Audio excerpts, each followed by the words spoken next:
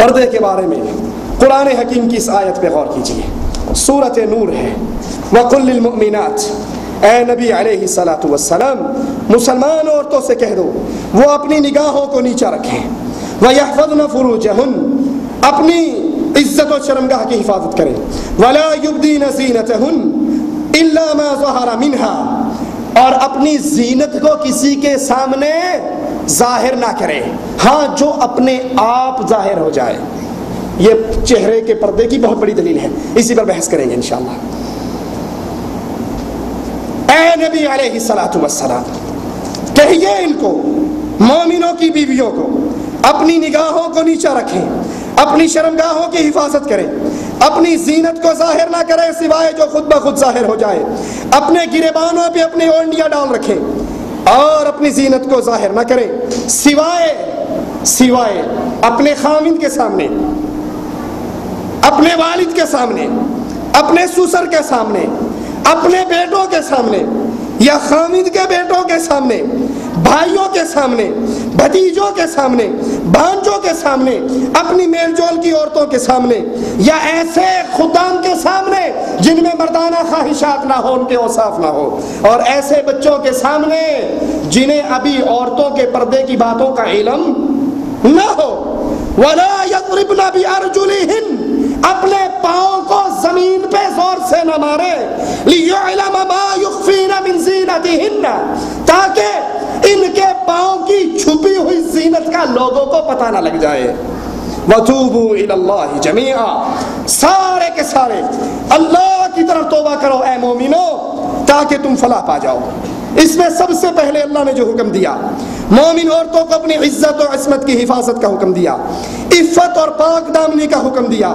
اس کا تقاضا یہ ہے کہ وہ تمام وسائل اختیار کیے جائیں جن سے عفت کی حفاظت ہو، اور ہر عقل مند جانتا ہے کہ چہرے کا پردہ پاک دامنی کی حفاظت کا سب سے بڑا وسیلہ ہے۔ نہ چہرے پہ نظر پڑے گی، نہ آنکھیں ٹکرائیں گی، نہ آنکھوں کا زنا ہوگا۔ بدکاری کا آغاز کیسے ہوتا ہے؟ آنکھ ٹکراتی ہے، آنکھ سے موافقت ہوتی ہے، خیالات دل میں جاتے ہیں، پھر چہرے پہ تبسم آتا ہے، پھر ایک آدھا جملہ نکلتا ہے، پھر ملاقات کے لیے ٹائم طے ہو جاتا ہے، وہ کسی درگاہ کا ہو، کسی دربار کا ہو، سلام بھی ہو جائے گا اور کلام بھی ہو جائے گا، بابا جی کی دربار پہ چلیں گے۔ تو آغاز کہاں سے ہوا؟ اسی لیے رسول اللہ صلی اللہ علیہ وسلم نے فرمایا آنکھ کا زنا غیر محرم کی طرف دیکھنا ہے۔ تو قرآن حکم دے رہا ہے کہ سب سے پہلے پاک دامنی کو کی حفاظت کرو، اور دوسرا حکم وَلَا يُبْدِينَ زِينَتَهُنَّ إِلَّا مَا ظَهَرَ مِنْهَا، عورتیں جان بوجھ کر اپنی زینت کو غیر محرموں کے سامنے ظاہر نہ کریں سوائے وہ جو خود بخود ظاہر ہو جائے۔ کون سی زینت خود بخود ظاہر ہوتی ہے اور کون سی ظاہر کی جاتی ہے؟ جب میں نے پردہ کیا، میں نے ہاتھوں پہ دستانے نہ پہنے، میں نے چہرے کو نہ چھپایا، یہ اپنے آپ ظاہر ہوئی ہیں یا ظاہر کی گئی ہیں؟ سوچئے، اللہ کے لیے عقل بہت بڑی نعمت ہے۔ یہ اپنے آپ ظاہر ہوئی ہیں یا جان بوجھ کر ظاہر کی گئی ہیں؟ اپنے آپ ظاہر کیا ہوتا ہے؟ میں نے چادر کی، ہاتھوں میں دستانے پہنے، چہرے پہ پردہ کیا، ایک آنکھ کھولی یا تھوڑی سی جگہ کھولی راستہ دیکھنے کے لیے، لیکن اب میں نے اپنے جسم کو چھپانے کے لیے جو چادر کی، یہ چھپ سکتی؟ یہ زینت کی جو چادر ہے، جو لباس ہے، جو برقع ہے، جو جلباب ہے، یہ چھپ سکتا؟ اس چادر کو چھپانے کے لیے اوپر ایک اور چادر کروں گا تو وہ بھی نظر آئے گی۔ میں 1000 چادریں اپنے اوپر باندھ لوں تو چادر تو بالآخر نظر آئے گی۔